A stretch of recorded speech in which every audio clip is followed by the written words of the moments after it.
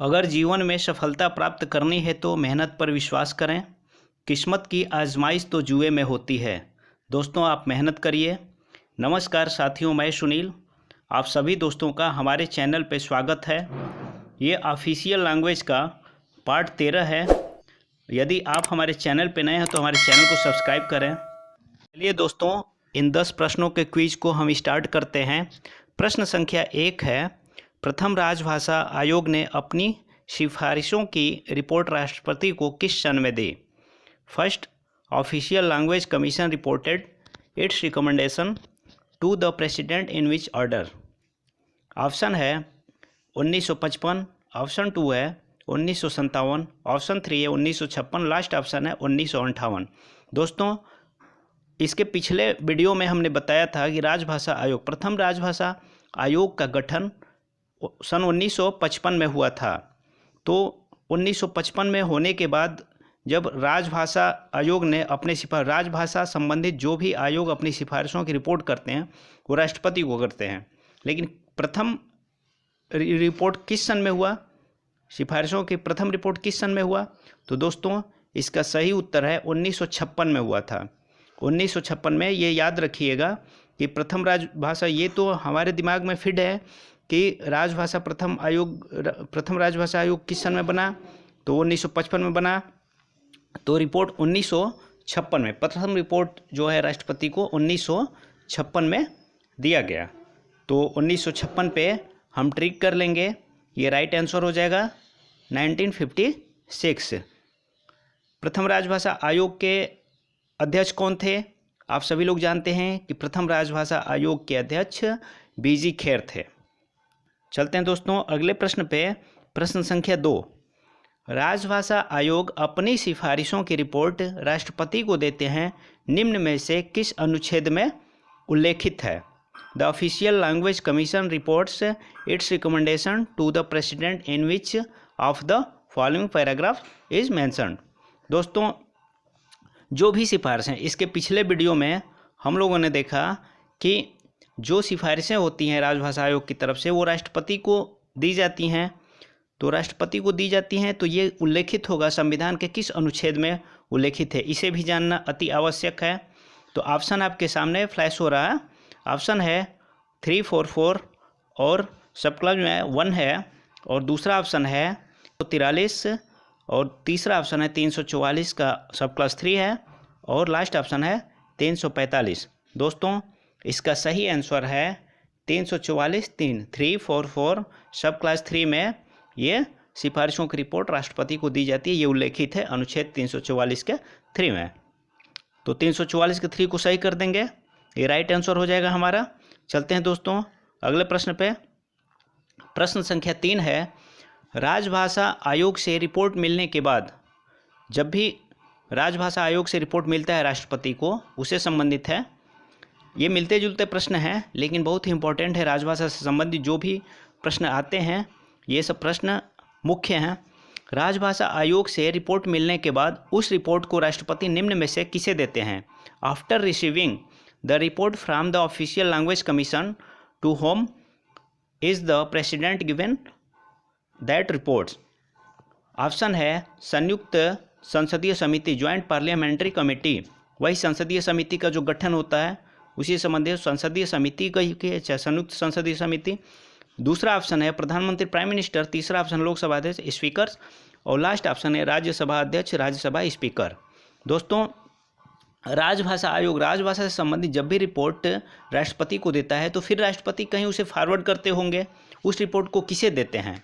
क्या वो प्रधानमंत्री को देते हैं, प्राइम मिनिस्टर को, या लोकसभा अध्यक्ष को, या राज्यसभा अध्यक्ष को, या संयुक्त संसदीय समिति को देते हैं?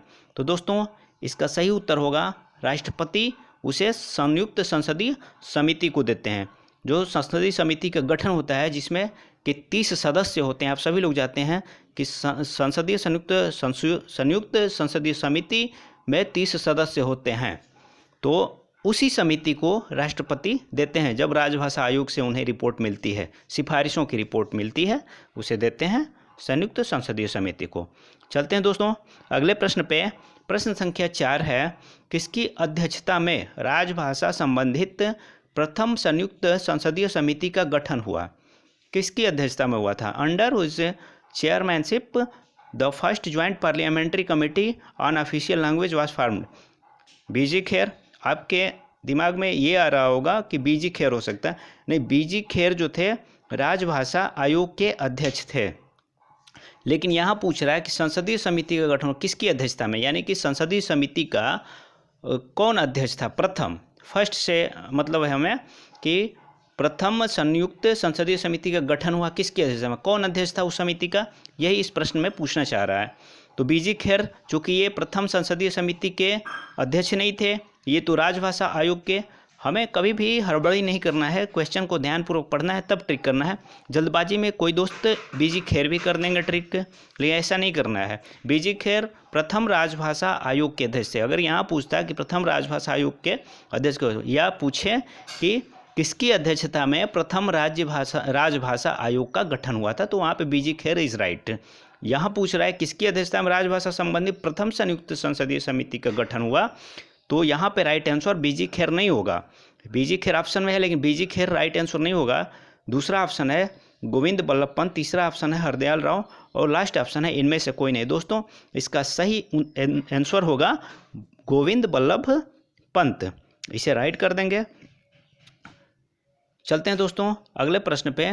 प्रश्न संख्या 5, राजभाषा आयोग द्वारा अपनी सिफारिशों की रिपोर्ट किसे दी जाती है? बहुत ही इजी क्वेश्चन है, पिछले हम प्रश्न में इसका जिक्र भी कर चुके हैं।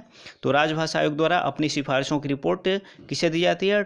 To whom is the report of its recommendation given by the official language commission.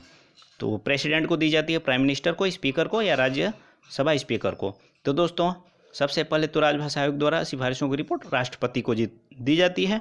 राष्ट्रपति को राइट कर देंगे। चलते हैं दोस्तों अगले प्रश्न पे। प्रश्न संख्या 6, राजभाषा आयोग में कितने सदस्य होते हैं? दोस्तों, संयुक्त संसदीय समिति जो होती है उसमें टोटल 30 सदस्य होते हैं, लेकिन राजभाषा आयोग में कितने सदस्य होते हैं ये हम कवर नहीं किए थे अभी तक। How many members are there is the official language commission? तो ऑप्शन है 30, 20, 22 और 10। दोस्तों, एक चीज़ ध्यान रखिएगा कि राजभाषा आयोग में उतने ही सदस्य होते हैं जितने हमारे संविधान के अनुच्छेद आर्टिकल 8 में जो दिया है कि कितने भाषाओं को मान्यता प्राप्त है। जैसे 22 भाषाओं को हमारे संविधान में मान्यता प्राप्त है, क्षेत्रीय भाषाओं को मान्यता प्राप्त दिया गया है कि 22 भाषाएं हो गई, सिंधी, गुजराती वगैरह वगैरह जो भी है 22 भाषाएं। तो उसी तरह से हर भाषा के एक प्रतिनिधि होते हैं। तो जब 22 भाषाओं को मान्यता प्राप्त है तो 22 मेंबर होते हैं। अगर 23 भाषाओं को एक भाषा और बढ़ गया तो 23 हो जाएगा। तो राजभाषा आयोग में उतने ही सदस्य होते हैं जितनी भाषाओं को हमारे संविधान के आर्टिकल 8 द्वारा मान्यता प्राप्त होता है, उतने राजभाषा आयोग के सदस्य भी होते हैं। तो यहाँ पे राइट आंसर हो जाएगा 22, 22 इज राइट। चलते हैं दोस्तों अगले प्रश्न पे। प्रश्न संख्या 7 है, निम्न में से किस अनुच्छेद में प्रादेशिक भाषा संबंधित प्रावधान दिया गया है? यहाँ देखिए, यहाँ पूछ रहा है कि संविधान के अनुच्छेद में दिया गया है क्या, मतलब कि किस अनुच्छेद में दिया गया है प्रादेशिक भाषा संबंधी प्रावधान दिया गया है। तो दोस्तों ऑप्शन देखते हैं।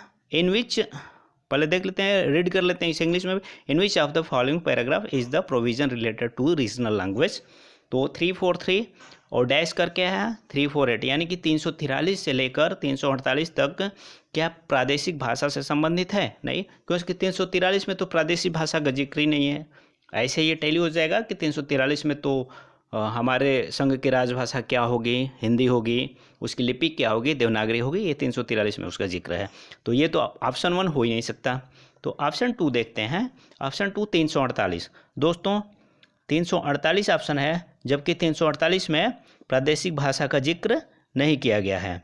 348 में उच्चतम न्यायालय और उच्च न्यायालय में और अधिनियमों, विधेयकों आदि के प्रयोग में की जाने वाली कौन सी भाषा होगी, उसका जिक्र 348 में है। एक एक पकड़ लेते हैं। ये 348 को देख लेते हैं। 343 में नहीं है। 348 में उच्चतम न्यायालय में कौन सी भाषा प्रयोग होगी, विधानमंडल में कौन सी भाषा, इससे संबंधित है।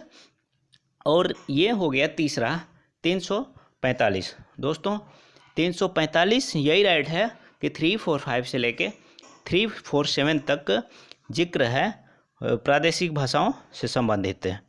तो किसी प्रदेश में कौन सी भाषा बोली जाएगी उससे संबंधित 345 से 347 तक है। जैसे एग्जाम्पल के तौर पे जो 347 में क्या है कि किसी राज्य की जनसंख्या किसी अनुभाग द्वारा तो बोली जाने वाली भाषा के संबंध में विशेष उपबंध हो गया 347 में। तो इसका राइट आंसर है 345 से लेकर 347 तक, 345 से 347 इज राइट। चलते हैं दोस्तों अगले प्रश्न पे। दोस्तों आप सभी दोस्तों को एक बार और याद दिलाना चाहते हैं कि इस वीडियो में 10-10 प्रश्न ही पढ़ते हैं, क्योंकि 10 प्रश्नों का हम क्विज भी बनाकर डिस्क्रिप्शन बॉक्स में देते हैं। आप हमारे डिस्क्रिप्शन बॉक्स में नीचे ड्रॉप डाउन मेनू में जाएंगे तो वहाँ पे आपको एक टेस्ट क्विज का लिंक मिलेगा। उस लिंक को जब आप क्लिक करेंगे तो इस पेपर पैटर्न को आप गूगल फॉर्म के फॉर्मेट में खुलेगा, उसे आप पूरा कर देंगे। ऑनलाइन एग्ज़ाम की तरह इस 10 प्रश्नों के एग्ज़ाम को भी आप दे सकते हैं। इससे हैबिट आपकी अच्छी रहेगी। वीडियो को देखिए, बार बार देखिए। वीडियो को बार बार देखने से आपको नॉलेज ग्रोथ करेगा। और हमारे चैनल को सब्सक्राइब यदि नहीं किए हैं तो हमारे चैनल को ज़रूर सब्सक्राइब करें, अपने दोस्तों में भी शेयर करें। दोस्तों प्रश्न संख्या 8 है, प्रत्येक राज्य के विधानमंडल को अपने राज्य की राजकीय कार्यों के लिए किसी भाषा को राजभाषा के रूप में मान्यता देने का अधिकार प्राप्त है, किस अनुच्छेद में दिया गया। दोस्तों कभी भी किसी राज्य की राजभाषा जब अंगीकार की जाती है तो किसके द्वारा की जाती है, तो वो राज्य के विधानमंडल के द्वारा की जाती है। जैसे मान लीजिए कि कोई भी राज्य की विधानमंडल है, अपने राज्य में किसी भाषा को राजभाषा के रूप में मान्यता देनी चाहती है तो वो कानून बनाकर मान्यता दे सकते हैं। लेकिन अधिकार अगर ये प्राप्त है तो इसका जिक्र भी कहीं ना कहीं होगा। तो संविधान के किस अनुच्छेद में इसका जिक्र है। The legislature of each state has the right to recognize a language as the official language for the official functions of its state in which article is given। तो दोस्तों ऑप्शन है 347, 348, 346 और 345। तो दोस्तों कोई भी राज्य है, कोई भी राज्य यदि किसी भी भाषा को अपने राज्य में लागू करना चाहता है कि हम इस भाषा को राजभाषा के रूप में, चाहे सरकारी राजकार के रूप में इसे मान्यता प्रदान करना चाहते हैं, तो ये आर्टिकल 345 में दिया गया है। आर्टिकल 345 को राइट कर देंगे क्योंकि 345 में ही इसका जिक्र किया गया है। तो 345 को हम राइट करते हैं, ये राइट हो गया 345। चलते हैं दोस्तों अगले प्रश्न पे। प्रश्न संख्या 9, निम्न में से कौन सी भाषा मिजोरम की राजभाषा है। तो विच of the following language is the official language of Mizoram. तो ऑप्शन है उर्दू, सिंधी, मिजोरमी, मिजो। तो दोस्तों अभी एक चीज़ देखिए, मिजोरम, तो आप सोचेंगे मिजोरमी हो सकती है लैंग्वेज। मिजोरमी कोई लैंग्वेज नहीं है, मिजो है। तो मिजोरम की जो राजभाषा है वो मिजो है, मिजो को मान्यता प्राप्त है, वहाँ की लोकल लैंग्वेज है ये। चलते हैं दोस्तों अंतिम प्रश्न पे। अंतिम प्रश्न है, यदि किसी राज्य की विधानमंडल नया कानून बनाकर किसी भाषा को राजभाषा का मान्यता प्रदान नहीं किया है, जैसे मान लीजिए अभी पिछले प्रश्न में हमने जिक्र किया कि कोई भी राज्य किसी भाषा को यदि अपने राज्य में राजभाषा के रूप में अंगीकार करना चाहता है विधानमंडल के द्वारा कानून बनाकर, तो वो कर सकता है। लेकिन यदि उन्होंने ऐसा नहीं, किसी राज्य ने ऐसा नहीं किया, किसी राज्य के विधानमंडल ने ऐसा नहीं किया, किसी भाषा को मान्यता प्राप्त नहीं किया, राजभाषा घोषित नहीं किया कि ये हिंदी राजभाषा हो जाएगी या इंग्लिश राजभाषा हो जाएगी या कोई भी अदर लैंग्वेज, उसको मान्यता दे दिया कि हमारे यहाँ हमारे स्टेट में इस भाषा को राजभाषा का दर्जा प्रदान किया जाता है सरकारी राज कार्य के लिए। तो अगर उन्होंने ऐसा नहीं किया तो वहाँ कोई तो प्रोविज़न होगा कि किस भाषा का, आखिरकार किस भाषा का प्रयोग सरकारी कार्य के लिए किस भाषा का प्रयोग किया जाता है। तो if the legislature of a state has not given recognization of official language to a language by making a new law, then which language will be used there. तो कौन सी भाषा यूज होगी वहाँ पे यदि ऐसा मान्यता नहीं दिया गया किसी भाषा को राजभाषा के रूप में। क्या हिंदी का होगा, या हिंदी या अंग्रेजी का होगा, या अंग्रेजी, या कोई नहीं। कोई नहीं का तो सवाल ही नहीं होता है, क्योंकि कोई ना कोई तो भाषा तो यूज होगा ना। लेकिन कोई नहीं, तो इसमें ऑप्शन में से हिंदी और हिंदी अंग्रेजी या अंग्रेजी दिया है, इसमें से कोई नहीं होगा। ऐसा तो हो ही नहीं सकता, कहीं हिंदी तो कहीं अंग्रेजी तो चलता ही है, फारसी तो चलेगा नहीं। कोई लोकल लैंग्वेज यदि राजभाषा का दिया तो वो, तो देखते हैं हिंदी में प्रयोग होगा या हिंदी या अंग्रेजी किया जा सकता है। इंग्लिश होगा। तो यहाँ सही आंसर होगा केवल अंग्रेजी, अंग्रेजी ही यहाँ पे ऑप्शन है 3 ऑप्शन अंग्रेजी, इंग्लिश लैंग्वेज इज राइट। वहाँ पे जब तक किसी भाषा को मान्यता प्रदान तो वहाँ पे अंग्रेजी भाषा का प्रयोग होगा। तो दोस्तों वीडियो देखने के लिए आप सभी मित्रों का हमारे तरफ से बहुत बहुत धन्यवाद। मिलते हैं अगले वीडियो पे। अगला वीडियो हमारा भाग 14 होगा। तो तब तक के लिए नमस्कार साथियों।